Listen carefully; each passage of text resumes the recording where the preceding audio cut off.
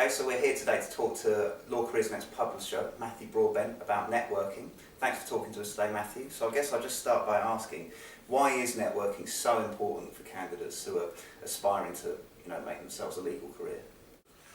Well, networking is in essence building up communication, building up contacts.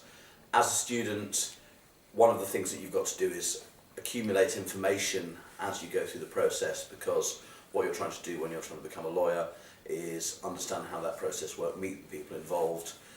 You can read as much as you like from books and get guidance and what have you, but face-to-face interaction with people who are involved in the legal profession is going to be absolutely crucial to your chances and to your ongoing knowledge and build-up of possibilities as a candidate. It's also a skill that is going to be one that you're going to require throughout your business or professional career, so it's worth getting on with learning to do it well right from the start. Now, as a candidate, as a student, as a want-to-be lawyer, there are going to be quite a lot of situations with networking where you actually have sort of fairly set-piece type encounters. I'm thinking of open days, I'm thinking of law fairs, careers evenings, those sort of things where everybody sort of knows why they're there at the outset. But also, as a candidate, you want to be thinking outside the box as far as meeting people, and there may well be quite a lot of other scenarios where it's not quite so clear-cut why you should be there, beyond going there and hoping to meet people. So you probably have to develop a few different techniques contingent on the scenario you're going to be entering. But I think there are quite a lot of key skills, key techniques that are going to be constant for all of them. Law fairs are an obvious starting point at which to start networking, but what other opportunities should candidates be making the most of? Well, law firms, for instance, hold events of all sorts. They have briefings based around practice areas. They throw their doors open quite regularly. If you can secure invitations for those sort of events, they might well be useful to go along to. You might meet a few interesting people. However, of course, you're not perhaps a fellow business person, so you've actually got to be quite circumspect about how you approach them. You can't go bullying in there as if the event is all about you. You're actually there to some extent under sufferance, so you've got to think more about just getting your face in the frame, perhaps having some interesting conversations, having a few people that perhaps you're going to be able to talk to in the future. You mentioned networking techniques. Should candidates go straight in and start talking shop with the people that they want to talk to, or is a bit more subtlety required than that? I think in any social event, the key is about connection, it's about friendliness. So any encounter should usually actually start with some kind of small talk. Indeed, it doesn't need to necessarily get onto talking shop at all. If you start having an interesting conversation with someone and you like each other, that's an extremely valuable connection being made. If you just pile in there with a preset agenda, there's no guarantee whatsoever the person you're talking to will be interested in what you have to say. And indeed, the way generally that people will be most interested in you is actually by you being interested in them, because people like to talk about themselves, particularly if you have perhaps a slightly asymmetrical relationship. You're a mere candidate, whereas they're an established lawyer. They may well want to sort of take you under their wing and give you the wisdom of their experience, and actually allowing them to go off on that sort of line is potentially very useful, because they will see you as a willing listener. Perhaps you've made a few interjections that's given a two-way nature to the conversation, and they might want to talk to you again. If you immediately start talking about your agenda and what you need to do and what you need to achieve, they might be just thinking, why do I want to talk to this person? They're not particularly relevant to me. So I think the key is always to be a very good listener.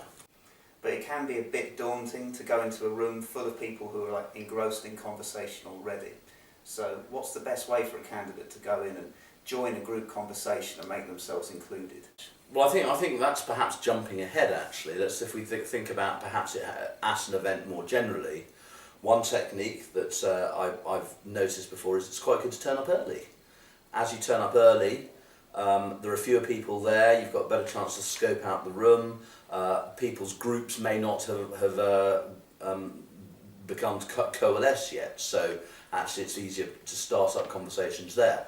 As to your specific question, again, nobody particularly likes trying to move into a group, but there are techniques for doing it, and provided you're in a room full of reasonably agreeable people, everybody understands how these networking events work and will hopefully be generous in their body language, in their introductions. So the general technique for joining a group is you perhaps go in there, stand and listen a little bit. Hopefully at that point somebody will open their body up, usher you into the middle of the group, perhaps affect some introductions, and you can say something like, "Oh, please do carry on what you're talking about," and perhaps in an ideal world somebody will give you a very quick summary of where the conversation has been already. And indeed the converse is true. If you are in a group where something like that is happening and somebody else is trying to enter, be the person that makes the introductions if possible. Again, everybody likes a social facilitator. It's a really strong skill. This of course brings in other key issues, one of which I'm very bad at, I know, is remembering people's names. And there are actually some key techniques for specific introductions as well that we can think about. You're right, intros obviously are a really important technique as part of anyone's networking, so what is the best way to introduce yourself? Well, the key techniques for introductions are, again, being clear as possible. So think about James Bond for a start when introducing yourself. Repeat your name. I would typically in a networking situation say, "Hello, my name's Matthew Broadbent," and then perhaps a little something about yourself. So it sounds corny, I know, but it's just a very good way of reinforcing that. So maybe I would say, "Hello, I'm Matthew Broadbent. I'm the publisher of Law Careers Net. We're a website that helps potential lawyers and employers meet each other and forge careers in law." Perhaps as a student you might say, I'm John Smith. I've come to this evening's event because I'm quite interested in private client law, and I saw that the firm that we're at today have this open evening, and it's an area that I might be interested in forging a career in, so I thought I'd try and come and meet some people who are involved in that line of work.